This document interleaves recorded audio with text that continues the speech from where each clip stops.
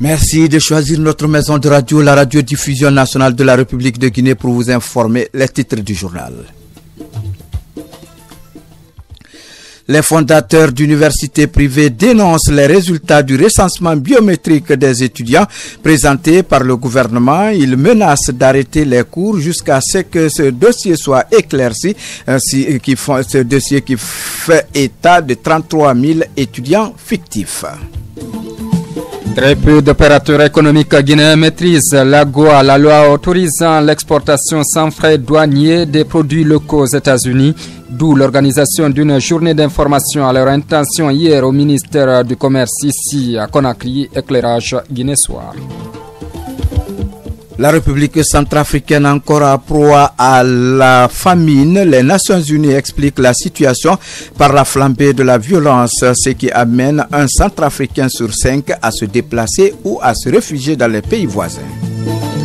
Une nouvelle tête à la présidence de la Confédération africaine de football, la CAF. Il s'agit du Malgache Ahmad Ahmad.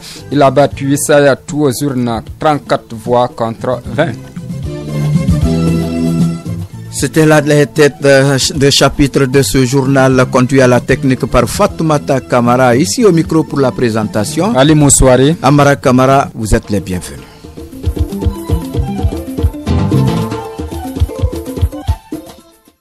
Le développement à présent, les fondateurs d'universités privées de Guinée rejettent la déclaration du ministre en charge de l'enseignement supérieur autour des étudiants fictifs. Le ministre faisait état de près de 33 000 fictifs décelés dans les universités privées. C'était les résultats provisoires du recensement biométrique, des résultats que les fondateurs ont dénoncés lors d'une conférence de presse mercredi. Moussa Kouyati.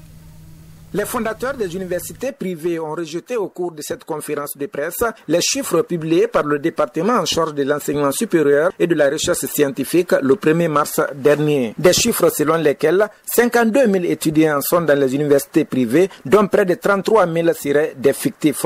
Selon Dr Ousmane Kaba, président de la Chambre représentative des universités privées et fondateur de l'université Kofi Annan, ces chiffres sont loin de la réalité. Ce sont des chiffres tellement incohérents, puisque l'ensemble des étudiants boursiers de l'État dans les universités privées, ça fait 25 711 étudiants. Ce sont les chiffres du ministère lui-même. Mathématiquement, il était impossible d'avoir plus de fictifs que d'étudiants. La CRESUP a été tellement indignée qu'elle a demandé au monsieur le ministre de présenter des excuses publiques. Selon un communiqué lu par Ramatoulaye Dieng, fondatrice de l'université Amadou Dieng, les patrons des universités privées de Guinée menacent d'arrêter les cours jusqu'à l'éclaircissement de cette affaire. La CRESUP se réserve le droit, après concertation et analyse, de prendre dans les jours à venir toutes les dispositions qui s'imposent, y compris l'arrêt éventuel des cours, jusqu'à la clarification effective de cette situation. Mais le président de la Chambre, Dr Ousmane Kaba, dit que les discussions continuent avec le département.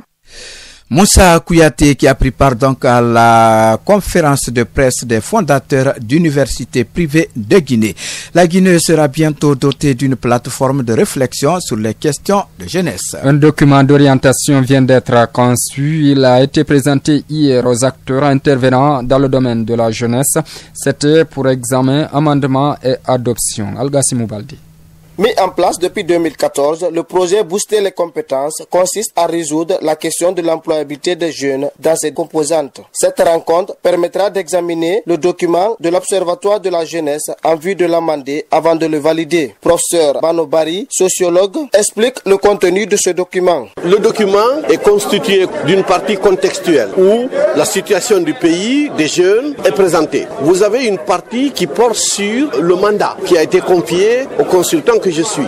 Vous avez une partie qui porte sur la méthodologie, la façon dont le document a été produit. Vous avez une partie qui porte sur les objectifs. Qu'est-ce que l'on cherche en mettant en place une telle structure? Quels sont les résultats attendus? Quelle sera la méthodologie de cette structure? Ensuite, quels sont les indicateurs? Le ministre de la Jeunesse exhorte les participants à un examen approfondi du document afin d'avoir un observatoire national. Moustapha Naïté. Il s'agit de s'assurer de ce que le document produit répond répond aux besoins d'information sur les jeunes après qu'ils soient enrichis de vos connaissances et de vos expériences. Donc, chers jeunes, nous ne décidons pas à votre place. Je demande par ailleurs aux responsables du projet de diligenter le recrutement du consultant chargé de l'installation de l'observatoire afin que celui-ci puisse démarrer dans les plus brefs délais. Initié par le gouvernement guinéen en partenariat avec la Banque mondiale, ce document entre dans le cadre du renforcement du projet Booster les compétences pour l'employabilité des jeunes. Oui, Algassimo Baldé, il faut préciser que le document a été effectivement adopté hier par les participants à la rencontre. Nous le disions dans les titres, les opérateurs économiques guinéens pourraient maintenant tirer profit de l'AGOA. C'est la loi américaine autorisant l'importation des produits africains aux États-Unis. Les opérateurs économiques ont pris part hier à une journée d'information sur les opportunités liées à cette loi. C'était à l'initiative du ministère du Commerce à travers la Chambre de commerce, d'industrie et d'artisanat de Guinée. Ousmane Silla. La loi sur la croissance et les opportunités économiques en Afrique, AGOA, est mal perçue par les opérateurs économiques guinéens. Cette loi devrait permettre aux hommes d'affaires guinéens d'exporter des produits locaux sur les marchés américains hors taxes. Il s'agit entre autres de la mangue, du manioc, du miel, du fonio, des noix de cajou, des sacs et valises. L'ambassadeur des États-Unis en Guinée, Denis Ankins, fait le constat. En 2016, les exportations de la Guinée vers les États-Unis étaient plus ou moins de 10 millions de dollars, dont moins que 3% a profité des bénéfices du AGOA. Il y avait même des exportations guinéennes vers les États-Unis qui étaient dans la ligne des produits qui pouvaient profiter, or que les exportateurs n'ont pas utilisé les bénéfices. Le ministre du Commerce a demandé aux opérateurs économiques guinéens d'évoluer en tronc commun pour plus de présence des produits guinéens sur le marché américain. Pour Marc Diombono, ces marchés peuvent être des sources de revenus et pour l'État et pour les opérateurs économiques. Aujourd'hui, les exportations sont dominées par des produits miniers, mais nous avons beaucoup de potentialités agricoles, beaucoup de potentialités dans l'artisanat et autres que nous pourrons vraiment exporter aux États-Unis. C'est le sens de cette démarche que nous menons avec l'ambassade des États-Unis et l'ISA. Pour relever ce défi, les participants, en majorité des femmes à cette journée d'information, ont suivi entre autres les communications sur la préparation et la documentation à l'exportation dans le cadre de l'AGOA, les filières porteuses et la stratégie de promotion des exportations de la Guinée et les critères d'éligibilité d'un pays à l'AGOA. Vous écoutez Radio Guinée, la suite de notre journal.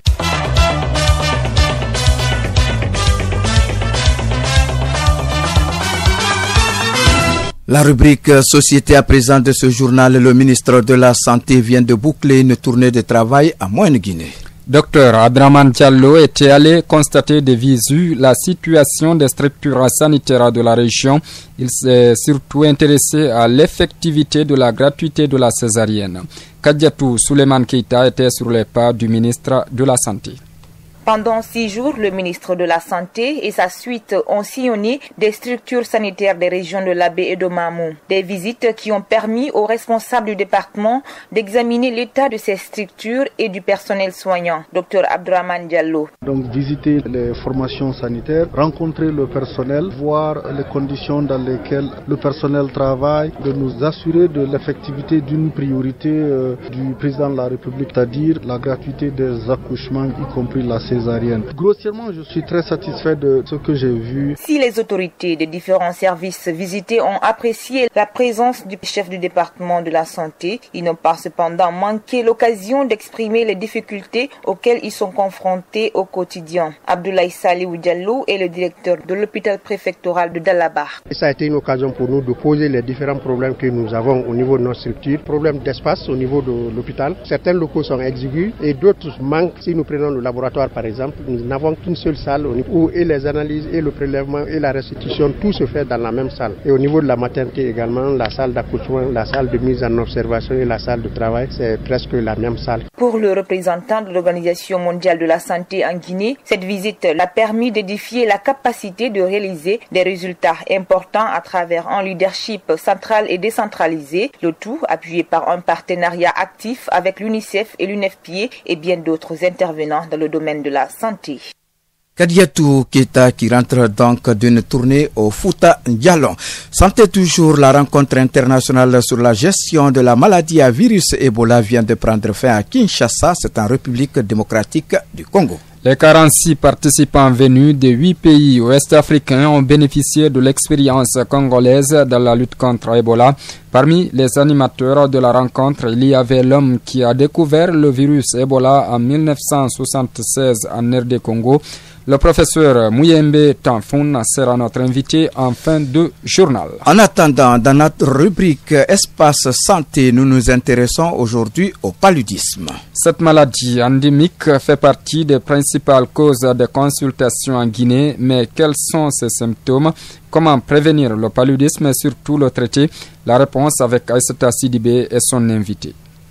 Le paludisme est une maladie très fréquente dans le monde. Selon plusieurs sources, 216 millions de nouveaux cas sont enregistrés chaque année et près de 655 000 personnes en meurent par an. Toutefois, c'est en Afrique que le taux de prévalence est le plus élevé avec 60%. Mais qu'est-ce que le paludisme? La réponse avec Dr Moussa Traoré, médecin à l'hôpital Ignace Dine. Le paludisme, c'est une maladie parasitaire transmise par la piqûre de l'anophèle femelle. Et malgré la sensibilisation de la population, il y a toujours une recrudescence de cette pathologie. Ici, au sein de notre service, je ne peux pas vous dire exactement combien de cas on peut avoir. Mais en ce qui me concerne, je peux recevoir par semaine plus de 4 à 5 cas de paludisme. Les symptômes du paludisme varient d'une personne à une autre. Ce sont le plus souvent une douleur abdominale, des frissons et sueurs, un manque d'appétit ou encore c'est des céphalées, c'est-à-dire des maux de tête, la fièvre. Quand on attrape cette maladie, la période d'incubation varie de 7 à 10 jours, c'est-à-dire 7 jours au plus. Pour poser ce diagnostic, il te faut les signes cliniques. En plus de ça, il faut faire un test de diagnostic rapide, c'est-à-dire le TDR. Le TDR, ce test-là peut être négatif chez un patient qui a le palud. C'est la raison pour laquelle quand tu fais le TDR, il faut toujours faire accompagner par la goutte épaisse qui peut mettre en faveur la densité parasitaire.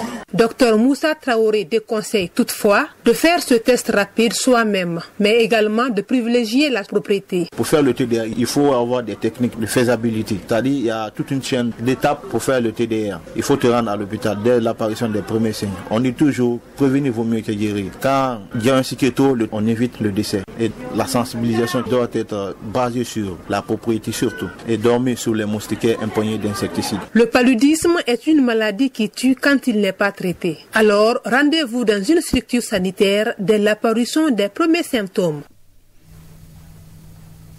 Vous écoutez Radio Guinée, la suite de notre journal.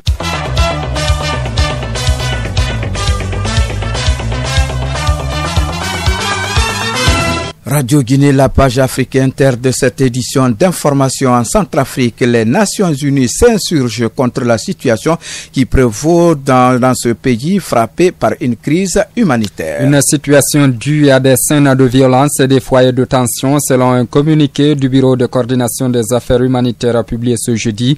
Le communiqué ajoute qu'un Centrafricain sur 5 soit déplacé, soit réfugié dans les pays limitrophes. Près de 900 000 personnes sont concernées par cette situation, rapportent les Nations Unies. Dans l'extrême sud du continent africain, le gouvernement sud-africain a annoncé mercredi avoir offert 72 millions d'euros aux victimes du massacre des mines de Marikana. Le montant représente la compensation aux familles des victimes du massacre de Marikana, au cours duquel 34 mineurs ont été en grève avaient été donc tués en 2012 par la police. Selon le ministre de la Police, 652 dossiers de compensation sont à solder. Ailleurs dans le monde, aux États-Unis, le président américain a dévoilé ce jeudi ses priorités budgétaires pour 2018. Donald Trump propose une hausse supplémentaire pour la défense et la sécurité intérieure. Selon la Maison-Blanche, ce budget permettra de renforcer la sécurité des frontières afin de lutter contre l'immigration. Ce premier budget du président américain est largement controversé. En Europe, la chancelière allemande et le président chinois se sont convenus ce jeudi de promouvoir le libre-échange entre leurs deux pays. Angela Merkel et Xi Jinping entendent poursuivre dans la confiance leur travail commun. Les deux personnalités se sont entretenues par téléphone. Cet entretien intervient à la veille de l'ouverture de la réunion des ministres des Finances du G20. Le président turc Recep Tayyip Erdogan a accusé ce jeudi la justice de l'Union européenne de lancer une croisade contre l'islam. Cette déclaration fait suite au verdict rendu par la justice de l'Union européenne estimant qu'une entreprise pouvait interdire le port du voile au travail. Selon le président turc, cette décision est à l'encontre de la liberté de culte. En France, un jeune lycéen de 17 ans lourdement armé a ouvert le feu ce jeudi dans son lycée au sud-est du pays, faisant au moins 8 blessés. Selon une source policière, le suspect a été interpellé avec plusieurs armes. Une autre personne est en fuite, indique la même source. Selon des informations, on ignore cependant où cet élève du lycée de Grasse a pu se procurer de toutes ces armes.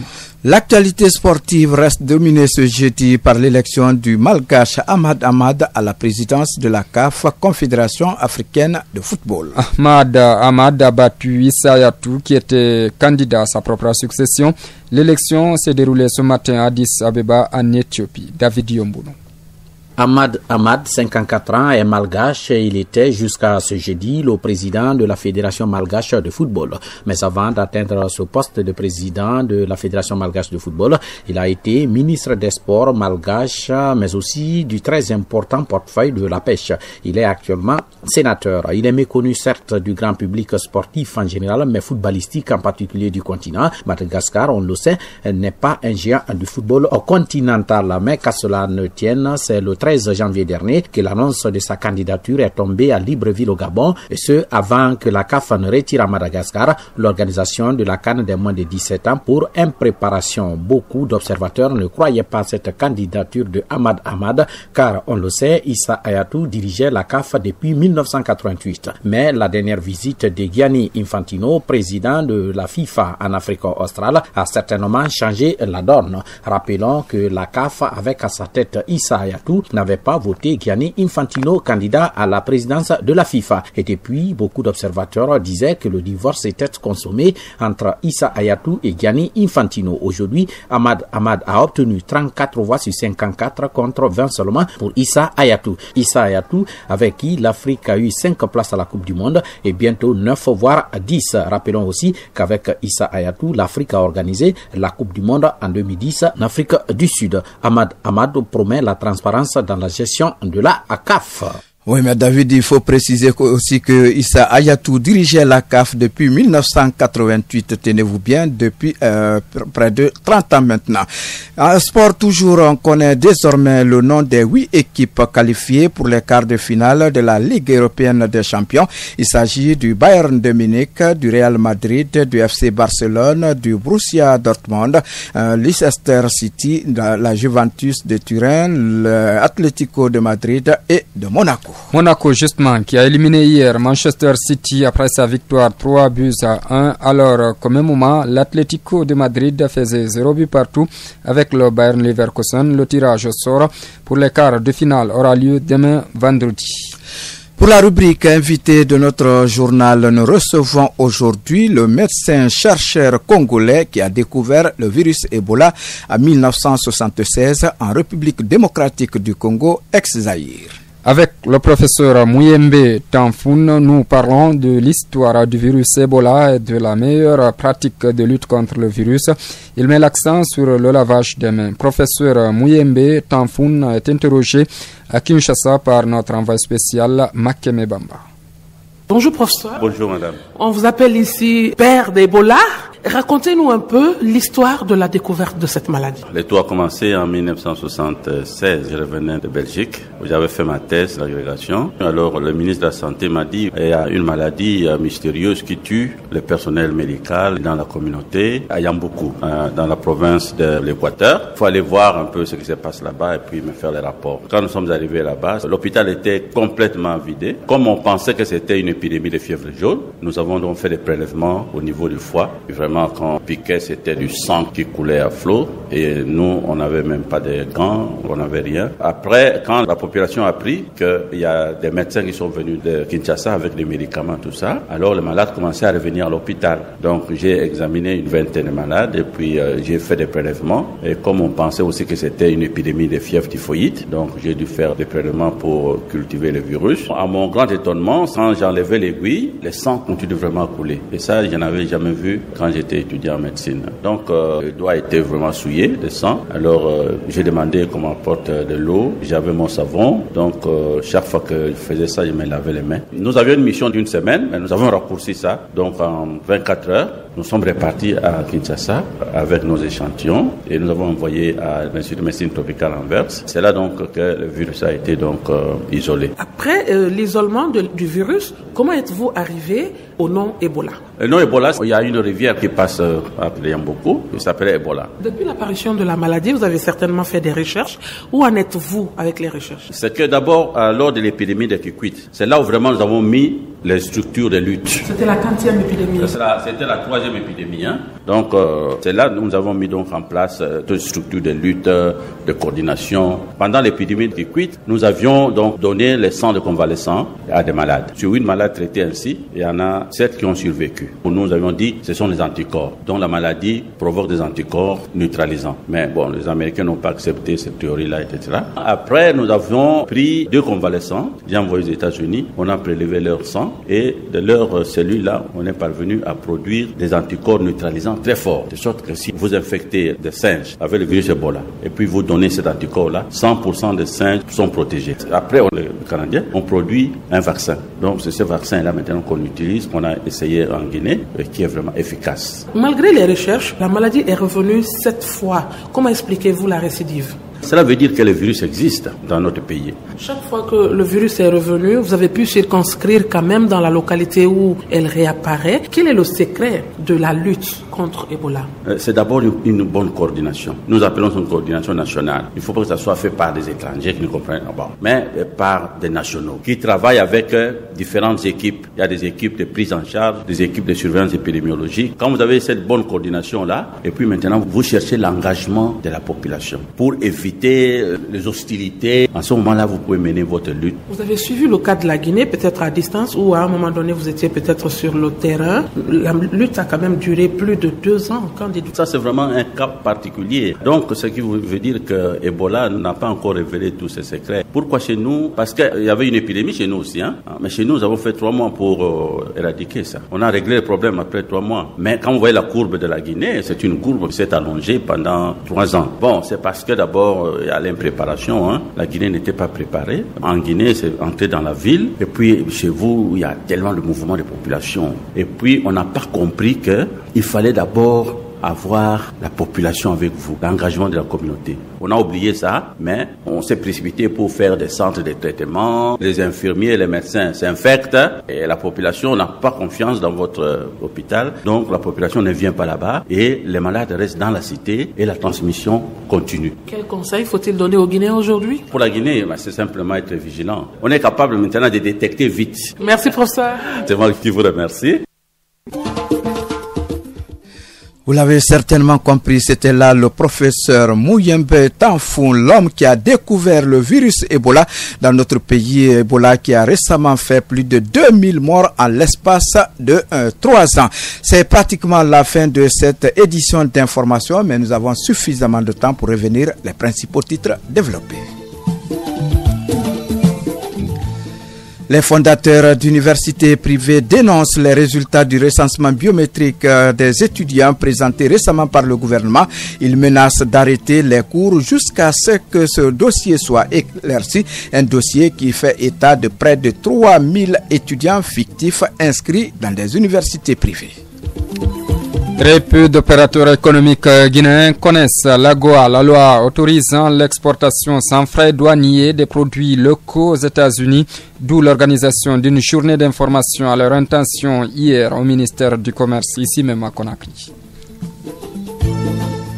La République centrafricaine encore en proie à la famine. Les Nations Unies expliquent la situation par la flambée de la violence, ce qui amène un Centrafricain sur 5 à se déplacer dans d'autres régions ou à se réfugier dans les pays voisins. Une nouvelle tête à la présidence de la Confédération africaine de football. Il s'agit du Malgache Ahmad Ahmad. Il a battu Issa Touazurna 34 voix contre 20. C'est tout pour cette édition d'information. Montage audio Michel Bangoura, à la réalisation Al-Gassimo Baldé, Mamadou Bassouma Tessema, à la conduite technique Fatmata Kamara Ibrahima Zakatouré. Ici au micro pour la présentation, il y avait Ali Moussouari, Amara Kamara. Merci de votre attention. Au revoir et à bientôt. Merci.